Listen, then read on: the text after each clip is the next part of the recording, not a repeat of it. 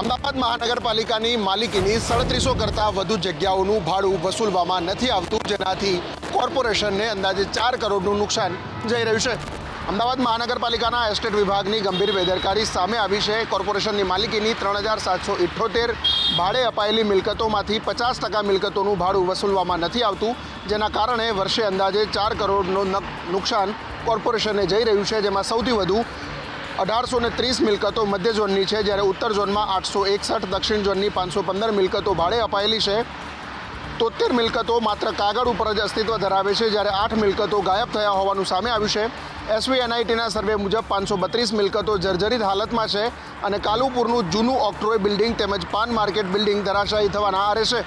એક આંકડા પ્રમાણે 50% જ આવક કોર્પોરેશનને થઈ રહી છે, તો આ સિવાય અનેક મિલકતોના કાગળો ગાયબ થઈ ગયા છે, તો કેટલીક મિલકતો કાગળ ઉપરથી જ ગાયબ છે. રાજકોટમાં પૂર્વ મેયર નયનાબેનના પતિના ગેરકાયદે બાંધકામ મુદ્દે હવે તંત્ર હરકતમાં આવ્યું છે, પરંતુ સવાલ એ છે કે કાર્યવાહી ક્યારે થશે. રાજકોટના પૂર્વ મેયરના પતિ દ્વારા કરવામાં આવેલા ગેરકાયદે બાંધકામના મુદ્દે હાલ ભારે ચર્ચાનો વિષય બન્યો છે. નંદુબાગ વિસ્તારની વિવાદિત જમીનને લઈને હવે કલેક્ટર તંત્ર અને મહાપાલિકા એક્શન મોડમાં જોવા મળી રહ્યું છે. સરકારી ચોપડે આ જમીન ક્યારની ખાલસા થઈ ચૂકી હોવા છતાં રાજકીય વર્ગનો ઉપયોગ કરીને અહીંયા ગેરકાયદે બાંધકામ કરવામાં આવ્યું હતું. 2 મહિના દ્વારા તંત્ર દ્વારા એક ઔપચારિક નોટિસ ફટકારીને સંતોષ માની લેવામાં આવ્યો હતો. જો કે હવે કલેક્ટર તંત્ર હરકતમાં આવ્યું છે અને કડક કાર્યવાહીની તૈયારી કરી રહ્યું છે. ગેરકાયદે બાંધકામ અટકાવવા અને તેની સામે કાર્યવાહીને લઈને 2 મહિનાથી આ નોટિસ આપવા છતાં તંત્ર દ્વારા હજુ સુધી કોઈ નક્કર કાર્યવાહી કરવામાં નથી આવી. ત્યારે પ્રજામાં સવાલ ઉઠી રહ્યો છે કે રાજનેતાઓના બાંધકામો ગેરકાયદે હોય તો તેની સામે તંત્ર કેમ કાર્યવાહી નથી કરતું. સુરતના અજીરા વિસ્તારના રહીશો આજે કલેક્ટર કચેરી ખાતે પોતાની પડતર માંગોને લઈને વિરોધ દર્શાવ્યો હતો. સુરતના અજીરા કાંઠા વિસ્તારના સેંકડો ગ્રામજનો આજે પોતાની જમીનો, રોજગારી અને પર્યાવરણના સંરક્ષણ માટે કલેક્ટર કચેરી ખાતે એકત્રિત થયા હતા. જાન દેગે જમીન નહીં દેગેના નારા સાથે ગ્રામજનોએ વહીવટી તંત્રને આવેદનપત્ર સોંપ્યું હતું.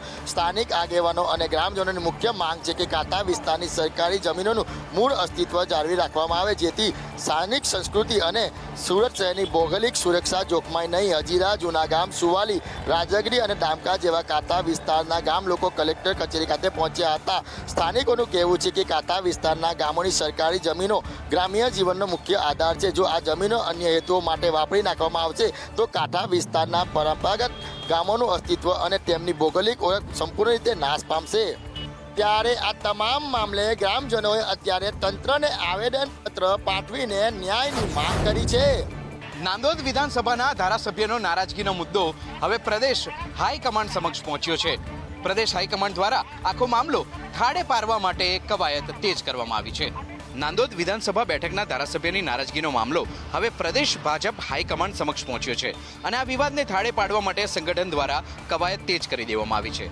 સમગ્ર વિવાદને પગલે પ્રદેશ મહામંત્રી દ્વારા એક મહત્વની બેઠક યોજવામાં આવી હતી, જેમાં વિવાદ સાથે જોડાયેલા ચારેય મુખ્ય પક્ષકારોને રૂબરૂ સાંભળવામાં આવ્યા છે. તમામ પક્ષોની રજૂઆત અને દલીલો સાંભળ્યા બાદ મહામંત્રી દ્વારા આખો વિગતવાર અહેવાલ તૈયાર કરી પ્રદેશ પ્રમુખને સોંપી દેવામાં આવ્યો છે. બીજી તરફ જગદીશ વિશ્વકર્માએ જણાવ્યું છે કે ભાજપ એ માત્ર રાજકીય પક્ષ નથી, પરંતુ એક પરિવાર છે. અહીં તમામ સભ્યો હંમેશા સાથે મળીને જ કામ કરે છે. પ્રદેશ અધ્યક્ષ જગદીશ વિશ્વકર્માએ જણાવ્યું કે આંતરિક વિખવાદ કે પછી કોઈ આંતરિક મતભેદ ઊભો થાય ત્યારે પાર્ટી સ્તરેથી તેની ટેક કેર કરવામાં આવે છે. 12મા આંતરરાષ્ટ્રીય યોગ દિવસ 2026ની ઉજવણી પ્રસંગનો રોડમેપ નાયબ મુખ્યમંત્રી હર્ષ સંઘવી દ્વારા રજૂ કરવામાં આવ્યો. ગુજરાતમાં કેવા પ્રકારની પ્રક્રિયા થશે તેના અંતર્ગત તેમણે માહિતી આપી. 12મા આંતરરાષ્ટ્રીય યોગ દિવસ 2026ની ઉજવણી સંદર્ભે નાયબ મુખ્યમંત્રી હર્ષ સંઘવીએ પત્રકાર પરિષદ કરી હતી. સ્વર્ણિમ સંકુલ 1 ખાતે પત્રકાર પરિષદ દરમિયાન તેમણે ગુજરાત ખાતે યોજાનારા આંતરરાષ્ટ્રીય યોગ દિવસનો રોડમેપ રજૂ કર્યો હતો. તેમણે જણાવ્યું હતું કે 21 જૂનના રોજ 12મા આંતરરાષ્ટ્રીય યોગ દિવસની વિશ્વ તૈયારી કરી રહ્યું છે, ત્યારે ગુજરાતમાં સરકાર તથા તમામ સંસ્થામાં આ દિવસ માટે ઉત્સાહ નજરે પડી રહ્યો છે. પ્રધાનમંત્રી સૌથી લાંબા કાર્યકાળ ધરાવતા નેતા છે, ત્યારે યોગ દિવસ પણ વધારે મહત્વનો છે. 10થી વધુ મોટા કાર્યક્રમ અત્યાર સુધીમાં કરવામાં આવ્યા છે. આ ઉપરાંત યોગ દિવસ સુધી રાજ્યમાં નાના મોટા કુલ 24,000 કાર્યક્રમ યોજાશે. રાજ્યના તમામ ગામ અને શહેરોમાં ઉજવણી કરવામાં આવશે. Yoga for healthy ageing theme પર આધારિત આ કાર્યક્રમ રહેશે. બીજી તરફ ગિફ્ટ સિટીમાં આજે સવારે 5,000 જેટલા લોકોએ યોગ કર્યા હતા.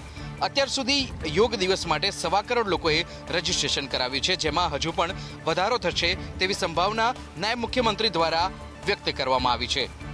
યોગ દિવસ માટે નાયબ મુખ્યમંત્રીએ કહ્યું છે કે અત્યાર સુધી 1.25 કરોડ લોકોએ રજીસ્ટ્રેશન કરાયું છે, તેમજ નાના મોટા એમ કરીને કુલ 24,000 જેટલા કાર્યક્રમોનું રાજ્યભરમાં આયોજન કરવામાં આવ્યું છે.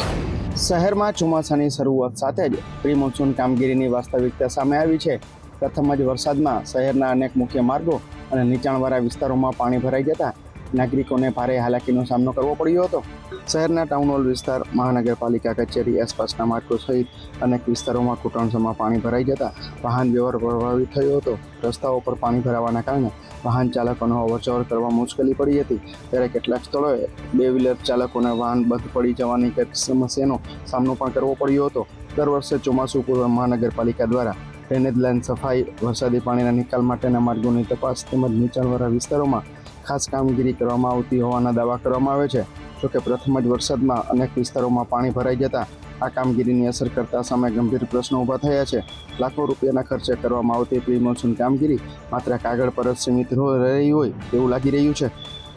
દર વર્ષે સમાન સમસ્યા સર્જાતી હોવા છતાં તેનું કાયમી નિરાકરણ લાવવામાં આવતું નથી. શહેરના ડ્રેનેજ નેટવર્કનું તાત્કાલિક નિરીક્ષણ કરવામાં આવે અને વરસાદી પાણીના ઝડપી નિકાલ માટે અસરકારક આયોજન હાથ ધરવામાં આવે, જેથી આગામી દિવસોમાં ભારે વરસાદથી લોકોની મુશ્કેલીઓમાં ઘટાડો થઈ શકે. સુરતમાં ફરી એકવાર શર્મસાર કરતી ઘટના સામે આવી છે, જેમાં શહેરના ડિંડોલી વિસ્તારમાં 12 વર્ષીય કિશોરી સાથે દુષ્કર્મની ઘટના સામે આવી છે. પ્રાપ્ત માહિતી મુજબ અરમાન ખટીક નામના વિધર્મી યુવકે સોશિયલ મીડિયાના માધ્યમથી કિશોરીનો સંપર્ક સાધ્યો હતો અને તેને મીઠી મીઠી વાતોમાં ફસાવી તેને પ્રેમજાળમાં ફસાવી લીધી હતી. આરોપી એટલી હદે હિંમતવાન બન્યો હતો કે તેણે સગીરાને અલગ અલગ સ્થળોએ લઈ જઈ તેની સાથે દુષ્કર્મ આચર્યું હતું. આ ઘટનાની જાણ થતાં જ પરિવારજનો અને આસપાસના વિસ્તારોમાં ભારે રોષ અને ચકચાર મચી જવા પામી હતી. પીડિતાના પરિવારની ફરિયાદના આધારે ડિંડોલી પોલીસે આરોપી અરમાન ખટીક સામે પોસ્કો સહિતની કલમો હેઠળ ગુનો નોંધી તેને ઝડપી પાડવા માટે કાયદેસરની કાર્યવાહી હાથ ધરી છે. સોશિયલ મીડિયાના માધ્યમથી સગીરા છોકરીઓને ફસાવવાની આ ઘટનાએ વાલીઓમાં ચિંતાનું મોજું ફરી વળ્યું છે. અમદાવાદના ત્રાગડ વિસ્તારમાં વિદ્યાર્થીએ ફ્લેટના 6થા માળેથી પડતું મૂકી આત્મહત્યા કરી છે. મહત્વનું છે કે વિદ્યાર્થી નીટની પરીક્ષાની તૈયારી કરી રહ્યો હતો. અમદાવાદના ત્રાગડ વિસ્તારમાં એરિસ્ટો આનંદમ ફ્લેટમાં રહેતા વિદ્યાર્થીએ 6થા માળેથી આત્મહત્યા કરી છે. B601 નંબરના મકાનમાં રહેતા કહાન પટેલે ગત મોડી રાત્રે મકાનની ગેલેરીમાં આવેલી કબૂતર જાળી કાપીને નીચે ઝંપલાવ્યું હતું, જેમાં તેનું સારવાર દરમિયાન મૃત્યુ નીપજ્યું છે. સમગ્ર ઘટનાની જાણ થતાં સાબરમતી પોલીસે આ અંગે તપાસ શરૂ કરી છે. જોકે પરિવારજનોનું કહેવું છે કે વિદ્યાર્થી નીટની પરીક્ષાની તૈયારી કરી રહ્યો હતો. આ અગાઉ પણ તેને નીટની પરીક્ષા આપી હતી, જેમાં પેપર ખૂબ જ સારું ગયું હોવાનું પરિવારજનો જણાવી રહ્યા છે. જોકે આત્મહત્યા માટે નીટની પરીક્ષા જવાબદાર છે કે અન્ય કોઈ કારણ કે પછી પારિવારિક તકરાર, તે મામલે પોલીસે વધુ તપાસ શરૂ કરી. વિદ્યાર્થી ભણવામાં હોશિયાર હોવાનું પરિવારજનો જણાવી રહ્યા છે. સાથે જ અગાઉ પણ તેને નીટની પરીક્ષા આપી હતી, જેમાં તેનું પરિણામ સારું રહ્યું હતું. માટે આત્મહત્યા માટે અન્ય કોઈ કારણ જવાબદાર હોવાનું પરિવારજનો જણાવી રહ્યા છે, જે મામલે પોલીસે તપાસ હાથ ધરી. જૂનાગઢના કેશોદમાં વ્યાજખોરીના ત્રાસથી કંટાળીને પાણી પુરવઠા બોર્ડના કર્મચારીએ ઝેરી દવા પી આપઘાતનો પ્રયાસ કર્યો હતો. કેશોદ તાલુકામાં પાણી પુરવઠા બોર્ડમાં નોકરી કરતા હર્ષુભાઈ મારુએ માત્ર 40,000 રૂપિયાની લેવડ દેવડના મામલે નોકરીના સ્થળે ઝેરી દવા પીને આપઘાતનો પ્રયાસ કર્યો હતો. પીડિત વૃદ્ધે આક્ષેપ કર્યો છે કે મૂળ રકમ કરતાં અનેક ગણી વધુ રકમ ચૂકવી દીધી હોવા છતાં પણ વ્યાજખોર દ્વારા અવારનવાર વધુ પૈસાની ઉઘરાણી કરવામાં આવતી હતી. આ સાથે તેમને માનસિક ત્રાસ આપવામાં આવતો હતો. ગાળો બોલીને તેમને જાનથી મારી નાખવાની ધમકીઓ પણ આપવામાં આવતી હતી. આપઘાતનો પ્રયાસ કરતા પહેલા હર્ષુભાઈ મારુએ સુસાઇડ નોટ લખી હતી. આ કારણે સમગ્ર મામલો ખુલ્લો પડ્યો હતો. પરિવારના જણાવ્યા અનુસાર સૌથી ચોંકાવનારી બાબત એ છે કે વૃદ્ધ જ્યારે હોસ્પિટલમાં સારવાર હેઠળ હતા ત્યારે પણ વ્યાજખોરોએ ફોન કરીને પૈસાની માંગણી ચાલુ રાખી હતી. આ ગંભીર બાબતને લઈને પોલીસે ગુનો નોંધીને આરોપીની ધરપકડ કરી છે. બીજી તરફ પીડિત પરિવારે ન્યાયની આશા સાથે વ્યાજખોરો સામે કડકમાં કડક કાનૂની કાર્યવાહી કરવાની માંગણી પણ કરી છે. સુરતમાં આંતરરાષ્ટ્રીય સાયબર ક્રાઇમનો પર્દાફાશ થયો છે. દુબઈથી સમગ્ર આ કૌભાંડ ચાલતું હતું. સુરત એરપોર્ટ પર 3 આરોપીની ધરપકડ કરવામાં આવી છે. સુરતના ઉત્તરાયણ VIP સર્કલ પાસે પ્રગતિ IT પાર્કમાં સ્કાય ગ્રોથ વેલ્થ મેનેજમેન્ટની ઓફિસમાં કરન્સી ટ્રેડિંગના નામે શેર બજાર ફોરેક્સ સહિત મલ્ટી લેવલ માર્કેટિંગ સ્કીમમાં રોકાણ કરાવી મહિને 7% પ્રોફિટ આપવાના સપના બતાવીને ઓનલાઈન ચીટિંગ કરતી ટોળકીનું 335 કરોડનું રેકેટ 1 વર્ષ પહેલા પકડાયું હતું. આ રેકેટમાં સુરત સાયબર ક્રાઇમે સુરત એરપોર્ટ પરથી 3 આરોપીને દબોચી લીધા છે. 3 આરોપી દુબઈથી પાછા ભારત આવ્યા હતા. દુબઈથી મુખ્ય સૂત્રધાર દીપેન ડાનક અને તેના પિતા તેમજ ભાઈ આ રેકેટનો ઓપરેટ કરતા હતા. અત્યાર સુધીમાં આ રેકેટમાં સુરત સાયબર ક્રાઇમે 8 જેટલા આરોપીની ધરપકડ કરી છે. આ તમામ આરોપી છેલ્લા 11 મહિનાથી દુબઈની અંદર રહેતા હતા.